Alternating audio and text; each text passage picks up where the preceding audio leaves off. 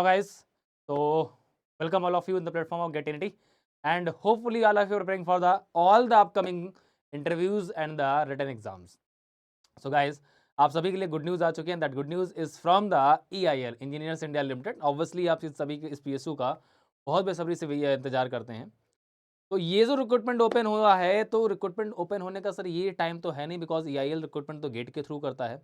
तो सर आप किस रिक्रूटमेंट की बात करने जा रहे हैं? तो ऑब्वियसली रिक्रूटमेंट आपके मतलब का, इसीलिए मैं यहाँ पर लेकर के आया हूँ. And this recruitment is for the post of engineers.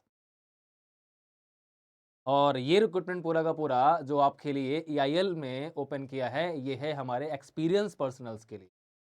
तो अभी रिसेंटली आपने गेल के अंदर एक रिक्रूटमेंट देखा था जो कि एक्सपीरियंस पर्सनल्स के लिए था, ठीक है ना. सिमिलरली EIL ने भी एक्सपीरियंस पर्सनल के लिए ये आपका रिक्रूटमेंट ओपन किया है. तो ऑब्वियस सी बात ये है, ये आपके मतलब का इसलिए बिकॉज अगर आपके पास एक रिलेवेंट एक्सपीरियंस है, आपको इन पास्ट में कभी भी EIL ज्वाइन करने का मौका नहीं मिला, आप उतनी अच्छी रैंक अगर नहीं ला पाए, और अगर एक अच्छा खासा एक्सपीरियंस अगर आपके पास में है उस रिलेवेंट फील्ड का, ठीक है ना, तो आप भी अभी EIL ज्वाइन कर सकते हैं, ठीक है ना. मैं इसलिए आपके पास में रिक्रूटमेंट लेकर के आया हूँ. तो चलिए इसके बारे में बात करते हैं डिटेल में. तो EIL की अगर बात करते हैं, ऑब्वियसली आप सब जानते हैं, well known and well renowned PSUs of India, ठीक है ना. एक ऐसा PSU जो सभी का एक तरह से ड्रीम होता है, ONGC एंड EIL. बिकॉज अगर सैलरी पैकेज की बात करें, ठीक है, तो एज अ फ्रेशर जब आप MTech के थ्रू BTech के थ्रू जाते हैं, तो पैकेज भी काफ़ी अच्छा मिलता है आपको. तो ये पोस्ट तो इंजीनियर्स के लिए है, अगर एक्सपीरियंस पर्सनल्स के लिए है तो पैकेज ऑलरेडी अच्छा होने वाला है.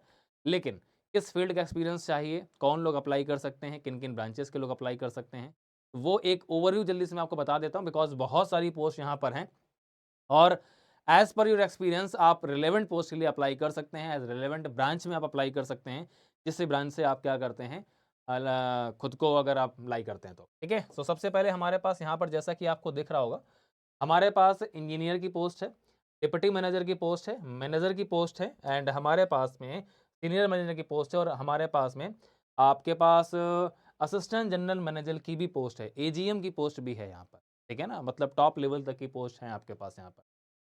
ऑब्वियस सी बात ये है कि सारी की सारी पोस्ट है, मैंने पहले बता दिया कि एक्सपीरियंस बेसिस पर आपके पास सिलेक्शन होने वाला है, एक्सपीरियंस प्रोफेशनल्स के लिए है. तो हमारे पास जितनी भी इंजीनियर की पोस्ट हैं, उन सभी के लिए मिनिमम एक्सपीरियंस 1 साल का है. मतलब जिनके पास भी 1 साल का एक्सपीरियंस है, इसके अंदर इंजीनियर की अगर पोस्ट मैं आपको बताता हूँ, तो architecture, chemical and computers and information technology, सिर्फ ये 3 लोगों के लिए इंजीनियर की पोस्ट है. यहाँ मिनिमम एक्सपीरियंस 1 साल का मांगा जा रहा है. बाकी अगर आप जाते हैं, हमारे पास जो पोस्ट है डिप्टी मैनेजर के, डिप्टी मैनेजर में आपको 4 साल का एक्सपीरियंस चाहिए.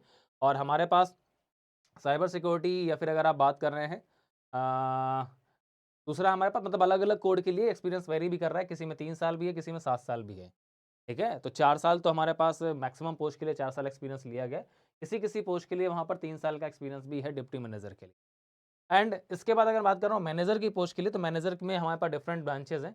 डिप्टी मैनेजर में डिफरेंट ब्रांचेज है, इसके अंदर केमिकल भी है, सिविल भी है, इंस्ट्रूमेंटेशन भी है, मैकेनिकल भी है, कंप्यूटर साइंस भी है, सारी ब्रांचेज हैं आपके डिप्टी मैनेजर में भी.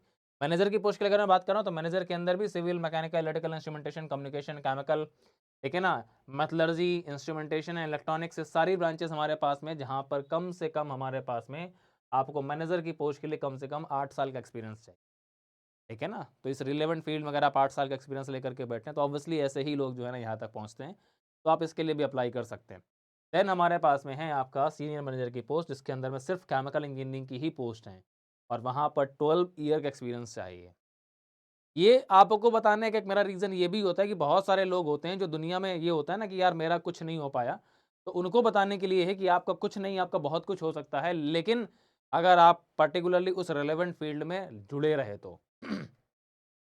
तो एक्चुअली में अगर आपको अभी PSU ज्वाइन करने का मौका नहीं मिला तो कोई दिक्कत नहीं है, आप ओवर एज हो गए, आप एक ऐसे पर्टिकुलरली फील्ड का एक्सपीरियंस गेन करिए जो आपको आगे जो है ना इन पर्टिकुलरली PSUs में घुसने का मौका देता है, ठीक है. तो ये एक नॉलेज के पार्ट ऑफ व्यू से भी मैं आपको बताता हूँ, बिकॉज अगर आप इतने साल का एक्सपीरियंस ले सकते हैं, तो आप इन पर्टिकुलर पोस्ट में भी पहुँच सकते हैं. 8 साल 12 साल का एक्सपीरियंस अगर आप किसी पर्टिकुलरली प्राइवेट इंडस्ट्री के अंदर अगर आप रख रहे हैं, या सेमी प्राइवेट इंडस्ट्री के अंदर अगर आप रख रहे हैं, उससे आपको यहाँ तक पहुँचने का मौका मिलता है, ठीक है. ये फील्ड आपके पास एक्सपीरियंस बेसिस पर ओपन होते हैं, मैं ये बताना भी चाह रहा हूँ, ठीक है. तो चलिए, तो हमारे पास अब ये ध्यान रखिएगा कि हमारा ये रजिस्ट्रेशन या एप्लीकेशन जो आपका है, ये ओपन हो रहा है, और इसका लास्ट डेट जो है ना वो आपका 2 दिसंबर है, ठीक है. और इसका जो भी हमारे पास में आपका क्वालिफिकेशन हो या फिर पोस्ट हो, इन सबका जो क्राइटेरिया, इनका जो हमारे पास कट ऑफ डेट रखा गया वो 31 अक्टूबर रखा गया है, ठीक है ना। अभी तो नवंबर फिनिश होने जा रहा है, 31 अक्टूबर रखा गया, मतलब तक आपका 31 अक्टूबर तक एज ये फुलफिल होना चाहिए। क्वालिफिकेशन की बात नहीं कर सकते बिकॉज एक्सपीरियंस वाले ऑलरेडी क्वालिफिकेशन होगा, लेकिन हाँ किस ब्रांच के लिए है ये जरूर ध्यान देना है। एंड सबसे बड़ी बात एज के लिए है कि एज आपका जो है ना उस डेट तक आपका इतना होना चाहिए, और एक्सपीरियंस आपका जो है ना 31 अक्टूबर तक वो आपका इतना होना चाहिए, ठीक है ना। तो डेडलाइन आपकी 31 अक्टूबर है। सपोज मान लीजिए आप किसी इंडस्ट्री में काम कर रहे थे और आपका अभी 1 ईयर कंप्लीट हो रहा है आज से, या फिर 2 दिन बाद हो जाएगा या 1 हफ्ते बाद हो जाएगा, then you are not eligible because 31 अक्टूबर तक 1 साल का एक्सपीरियंस होना चाहिए। डेडलाइन इज 31 अक्टूबर। 31 अक्टूबर तक तुम्हारे पास मिनिमम 1 साल का एक्सपीरियंस होना चाहिए उस रिलेवेंट फील्ड में। चलिए अब रिलेवेंट फील्ड जानते हैं, किस फील्ड का एक्सपीरियंस एक्चुअली इन्हें चाहिए। तो ये पीडीएफ आप यहाँ पर ओपन कर सकते हैं, पीडीएफ आप जाएंगे देखने, यहाँ पर एडवर्टाइजमेंट के अंदर आपको ये पीडीएफ मिल जाएगा और यहाँ से आप ओपन कर सकते हैं, ठीक है। चलिए, तो इन्होंने देखो ये मेंशन भी किया है कि recruitment for fresher experience candidates, ठीक है। तो फ्रेशर के करने आपके पास रिक्रूटमेंट, फ्रेशर एक्चुअली 1 ईयर लगभग अगर देखा जाए तो एक्सपीरियंस बेसिस पर आप आ जाते हैं। फ्रेशर्स के लिए भी ये लोग ओपन करते हैं। सबसे पहले हमारे पास में जो पोजीशन कोड है, पोजीशन कोड ध्यान से देखिएगा बिकॉज इसके बेसिस पर भी आगे चीज़ें डिफाइन की जाएंगी। आर्किटेक्चर के लिए हमारे पास में 3 पोस्ट हैं, ये अलग अलग हम पीछे देख चुके हैं। इंजीनियर की पोस्ट किसके लिए हैं, ठीक है, deputy manager, senior manager and AGM की पोस्ट किसके लिए, ये ऑलरेडी हम देख चुके हैं। अब यहाँ पर एक पर्टिकुलर ब्रांच की बात की जाएगी, डिसिप्लिन आर्किटेक्चर के अंदर में ये टोटल हमारे पास में इतनी पोस्ट हैं। इंजीनियर की 2 पोस्ट हैं, डिप्टी मैनेजर की 1-1 पोस्ट है। पे स्केल हमारे पास ऑलरेडी मेंशन किया 60,000 से 1,80,000 का पे स्केल, ठीक है। दूसरा हमारे पास अगर मैं सिविल की बात कर रहा हूँ तो यहाँ पर डिप्टी मैनेजर और मैनेजर की पोस्ट है। मैनेजर की भी 1 पोस्ट है और डिप्टी मैनेजर की 3 पोस्ट है। इंजीनियर की कोई पोस्ट यहाँ पर सिविल के अंदर नहीं है। देन हमारे पास मैकेनिकल में भी मैनेजर की पोस्ट है, इलेक्ट्रिकल में भी मैनेजर की पोस्ट है, इंस्ट्रूमेंटेशन में भी डिप्टी मैनेजर और मैनेजर की पोस्ट है, ठीक है। और ये नंबर ऑफ वैकेंसीज हैं, ध्यान रखिएगा, ये एक्सपीरियंस नहीं है, ये नंबर ऑफ वैकेंसीज यहाँ पर लिखी गई। देन कम्युनिकेशन में हमारे पास मैनेजर की पोस्ट है जहाँ पर 1 पोस्ट है। केमिकल में सबसे ज़्यादा वैकेंसीज हैं, ठीक है। केमिकल वाले बच्चे बहुत रोते रहते हैं कि सर क्या होगा इन फ्यूचर, भविष्य अंधकार की तरफ है। कुछ अंधकार की तरफ नहीं है, बस एक सही डायरेक्शन में चलते रहिए, आपको सब कुछ मिल सकता है। तो केमिकल में हमारे पास में मैनेजर की 2 पोस्ट है, हमारे पास डिप्टी मैनेजर की 4 पोस्ट है और इंजीनियर की 3 पोस्ट हैं यहाँ पर, ठीक है। एंड असिस्टेंट जनरल मैनेजर की 1 पोस्ट है। और इसके अलावा मतलब एजीएम की पोस्ट भी केमिकल के लिए ही है। सीनियर मैनेजर की 1 पोस्ट है, मैनेजर की 2 पोस्ट है। ये अलग अलग हमारे पास, बिकॉज मैनेजर यहाँ पर कई बार लिखा गया है, ये अलग अलग पर्टिकुलरली क्या है हमारे पास में रिलेवेंट फील्ड के अंदर में है, ठीक है ना। तो पे स्केल भी आप देखिए यहाँ पर मैनेजर का हमारे पास में क्या है 80,000 से 2,20,000, और कहीं पर डिप्टी मैनेजर का हमारे पास पे स्केल जो है 70,000 से आपका 2 लाख तक है, ठीक है। चलिए, तो ये केमिकल की इतनी सारी वैकेंसीज हैं हमारे पास G1 से लेकर के और हमारे पास H3 तक, G1 से H3 तक जितनी वैकेंसीज हैं सारी केमिकल की हैं, ठीक है। फिर केमिकल सिविल एनवायरनमेंट की डिप्टी मैनेजर की 1 पोस्ट और भी है, इसका पोजीशन कोड अलग है हमारे पास में, इसकी 1 वैकेंसी है। केमिकल ईडब्ल्यूएस की हमारे पास में भी आपके पास वैकेंसी है। डिप्टी मैनेजर और मैनेजर की 2-2 वैकेंसीज हैं। एंड इसके बाद हमारे पास केमिकल के डिप्टी मैनेजर की एक सेपरेट वैकेंसी है, एक अलग है। देन हमारे पास मैकेनिकल मेटलर्जी के डिप्टी मैनेजर की वैकेंसीज है, मेटलर्जी का इलेक्ट्रिकल मैकेनिकल की भी मैनेजर की vacancy, instrumentation, computer science, cyber security, computer science, इन सभी की हमारे पास वैकेंसीज हैं। कंप्यूटर साइंस इंफॉर्मेशन टेक्नोलॉजी की हमारे पास 1 वैकेंसी है, ठीक है ना, ये ध्यान रखिएगा। तो 3 वैकेंसी इंजीनियर की थी, बिकॉज मैं अभी ये मान के चल रहा हूँ अभी जिनके पास 1 साल का एक्सपीरियंस है उन लोगों को इन्फॉर्मेशन देने की नीड ज़्यादा होती है, बिकॉज जिनके पास 4 साल का 8 साल का है उनको तो पता चलता रहता है, वो अप्लाई करते रहते हैं, ठीक है ना। हो सकता है उनके पास तक मेरा वीडियो पहुँचे भी ना। तो जो 1 साल एक्सपीरियंस वाले हैं उनके लिए मत 3 पोजीशंस हैं, ठीक है। यहाँ पर जो टोटल पोजीशंस है, जो नंबर ऑफ वैकेंसीज हैं वो भी यहाँ पर मेंशन कर दी गई हैं। इंजीनियर की अगर देखा जाए तो इंजीनियर की हमारे पास 2, 3 और 5 और 6 टोटल 6 पोजीशन है, लेकिन ये 6 पोजीशन जो इंजीनियर की हैं, इन 6 पोजीशन के लिए 1 ईयर एक्सपीरियंस नहीं है, केवल 3 पोजीशन इंजीनियर की हैं जहाँ 1 ईयर एक्सपीरियंस चाहिए। बाकी 3 पोजीशंस के अंदर एक्सपीरियंस आपको ज़्यादा चाहिए होगा, ठीक है। चलिए, उन्होंने सिंपली मेंशन कर दिया है कि हमारे पास में जो भी आपका क्वालिफिकेशन, पोस्ट का एक्सपीरियंस और जो एज क्राइटेरिया है ये आपका भाव मैं आपको आगे बता देता हूँ। चलिए, तो आगे बाकी चीज़ों के बारे में डिस्कस करते हैं एक बार फटाफट से, इसको थोड़ा मैं जूम आउट कर लेता हूँ। यस, तो सबसे पहले इंजीनियर की जो हमारे पास पोस्ट है जहाँ पर 1 साल का एक्सपीरियंस है वो हमारे पास आर्किटेक्ट की है। 2 वैकेंसीज हैं, अपर एज लिमिट 28 ईयर्स तक की है, मतलब आपके पास में अगर 28 साल की एज 31 अक्टूबर तक आप कंप्लीट कर चुके हैं, ठीक है ना, अभी आप 29 साल में हैं तो आप अप्लाई नहीं कर पाएंगे। 28 ईयर्स में अगर आप हैं, अभी आपका आखिरी डेडलाइन है तो अप्लाई आप कर सकते हैं। याद रखिएगा, एज रिलैक्सेशन भी यहाँ पर आपको दिया जाएगा और बीआरक में आपको 65% मार्क्स होने चाहिए। सिमिलरली हमारे पास अगर मैं आपसे बात कर रहा हूँ, फिर हमारे पास डिप्टी मैनेजर की पोस्ट है आर्किटेक्चर में। सिविल के अंदर भी हमारे पास में जो वैकेंसीज हैं डिप्टी मैनेजर, मैनेजर और मैनेजर इनकी पोजीशन से, जहाँ पर 4 साल और 8 साल का एक्सपीरियंस आपको चाहिए। एक्सपीरियंस किस फील्ड का ले रहे हैं ये देख लीजिए आप। Candidate should have experience in the design and engineering and roads, drainage, water and sewage system and underground piping में। इस फील्ड का एक्सपीरियंस आपके पास में होना चाहिए अगर आप इन फ्यूचर कभी भी EIL एक्सपीरियंस बेसिस पर ज्वाइन करना चाहते हैं for these post, deputy manager या मैनेजर की पोस्ट, राइट। चलिए, और मैकेनिकल के लिए जो एक्सपीरियंस आपका है वो आपका पाइपिंग सिस्टम का होना चाहिए, या फिर ऑफशोर जो आपके प्लांट्स होते हैं, जो ड्रिलिंग वेल्स हमारे पास साइट्स होती हैं, वहां पर आपके पास एक्सपीरियंस होना चाहिए मैकेनिकल के लिए, ठीक है ना। और इसके बाद हमारे पास इलेक्ट्रिकल की अगर मैं बात कर रहा हूँ तो यहाँ पर 4 पोजीशंस हैं, 36 ईयर, बिकॉज पोस्ट मैनेजर की है। तो यहाँ पर जो एक्सपीरियंस है आपके पास में वो डिजाइनिंग और engineering electrical systems like refineries, petrochemical complex जो होते हैं, gas processing, fertilisers, chemical plants, इस पर्टिकुलरली एरिया का इलेक्ट्रिकल सिस्टम्स का आपके पास में डिजाइनिंग एक्सपीरियंस अगर है, then you are eligible for these post after the 8 year of experience, right. और इसके बाद डिप्टी मैनेजर एंड मैनेजर की पोस्ट भी हमारे पास में है, और ये है हमारे पास इंस्ट्रूमेंटेशन के लिए, ठीक है, जहाँ पर 4 और 8 साल का एक्सपीरियंस है। मैनेजर कम्युनिकेशन की भी हमारे पास पोस्ट है, ठीक है। मैनेजर केमिकल को जरा एक बार देख लेते हैं, जहाँ पर 2 वैकेंसीज है, 36 ईयर मैक्सिमम एज है और 8 साल का एक्सपीरियंस ले रहे हैं।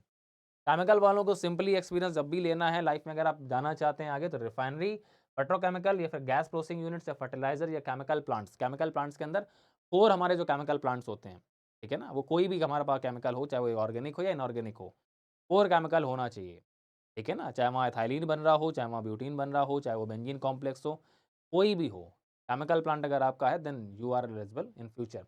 Experience in LNG cryogenic shall be preferred. अगर आपको क्या है इस पर्टिकुलर पोस्ट के लिए, ध्यान रखिएगा सभी के लिए नहीं, केमिकल की इस पर्टिकुलर मैनेजर की पोस्ट के लिए एक्सपीरियंस अगर आपका LNG या क्रायोजेनिक में है, then you will be preferred, 8 साल का एक्सपीरियंस। अगली जो हमारे पास पोस्ट है केमिकल के लिए, हमारे पास डिप्टी मैनेजर की, बीटेक आपको चाहिए, 65% मार्क्स केमिकल के होने चाहिए, 4 साल का एक्सपीरियंस है, उसी पर्टिकुलर फील्ड में है, ठीक है ना। किसमें है हमारे पास, upstream facility, refinery, petrochemicals.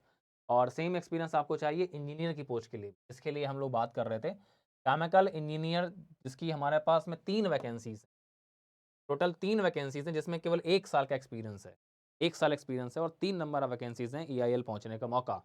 28 years maximum age limit है, तो आपके पास अगर 1 साल का एक्सपीरियंस रहा है, ठीक है, इसीलिए बोला जाता है, बहुत सारे बच्चे होते हैं, जॉब छोड़ के पढ़ाई करिए तो फिर ऐसी करिए कि आपके हाथ में कुछ होना चाहिए, नहीं तो जॉब के साथ पढ़ाई करिए, एटलीस्ट एक्सपीरियंस के साथ में अगर नहीं तुम्हारा कुछ होगा तो ये मौके तो तुमको मिलेंगे, ठीक है ना, तो वो भी ज़रूरी होता है, ठीक है। चलिए, असिस्टेंट मैनेजर केमिकल की जो पोस्ट हमारे पास में है, जहाँ 44 साल मैक्सिमम एज ली गई है, 16 साल का एक्सपीरियंस आपको होना चाहिए ऑफशोर और ऑयल गैस फील्ड के बाद, ठीक है ना। तो कुल मिलाकर के समझ लो, जिसका ONGC में अगर 16 साल का एक्सपीरियंस अगर हो गया तो वो अच्छी पोजीशन पे तो अपने आप पहुंच जाएगा। लेकिन बाई चांस तुमको अगर लग रहा है कि नहीं, एक अच्छी पोजीशन और चाहिए, तो ऐसे लोग स्विच कर सकते हैं हमारे पास EIL की तरफ। और इसके बाद सीनियर मैनेजर हमारे पास केमिकल की एक पोजीशन है, जिसमें 12 साल एक्सपीरियंस चाहिए। देखिए, एज का क्राइटेरिया तो हमारे पास अलग अलग है, लेकिन बीटेक केमिकल इंजीनियरिंग ही मांगा गया है, ये याद रखिएगा।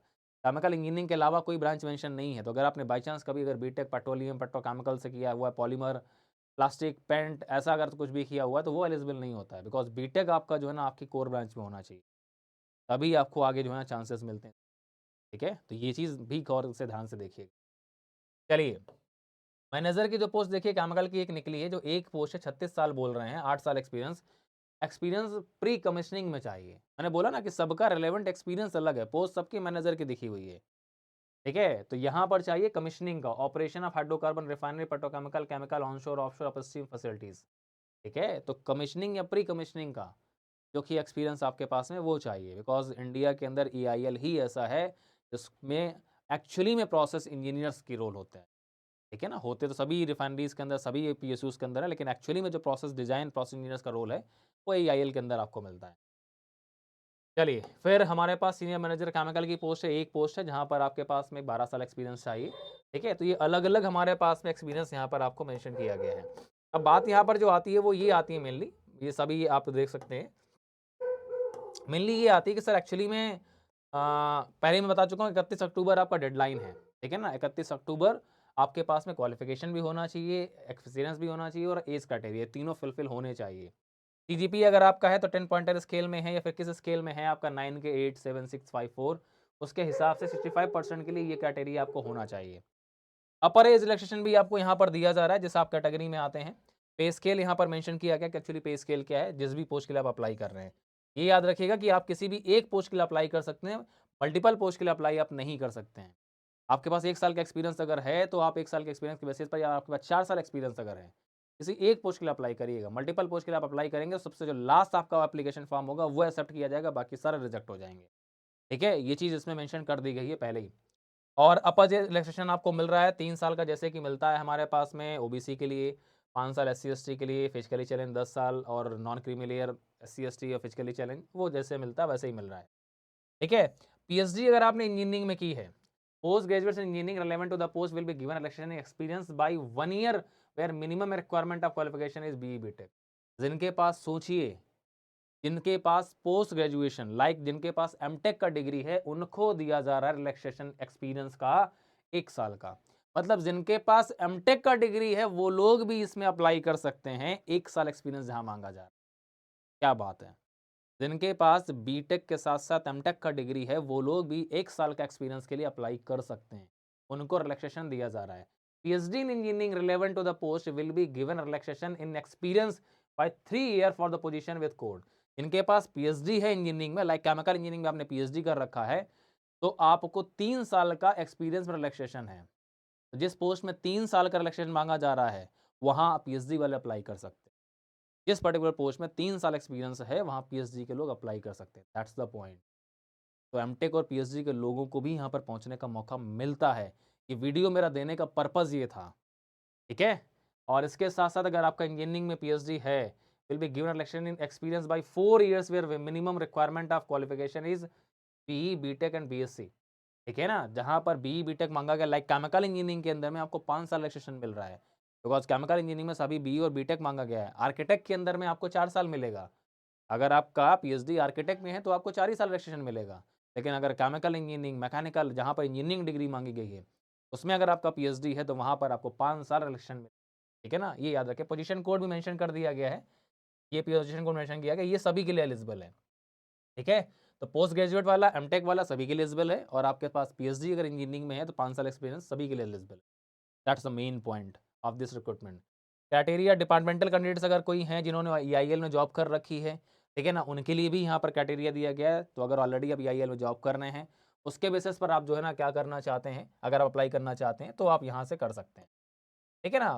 पोस्टिंग आपकी पूरे वर्ल्ड में या फिर इंडिया में कहीं भी हो सकती है। मोड ऑफ सिलेक्शन आपका सिंपली ये है, आपको डायरेक्टली इंटरव्यू देना है। इंटरव्यू दिल्ली सेंटर में भी हो सकता है, जैसा कि मेंशन किया गया, दिल्ली में भी हो सकता है, या फिर आपका वीडियो कॉन्फ्रेंसिंग के थ्रू भी हो सकता है।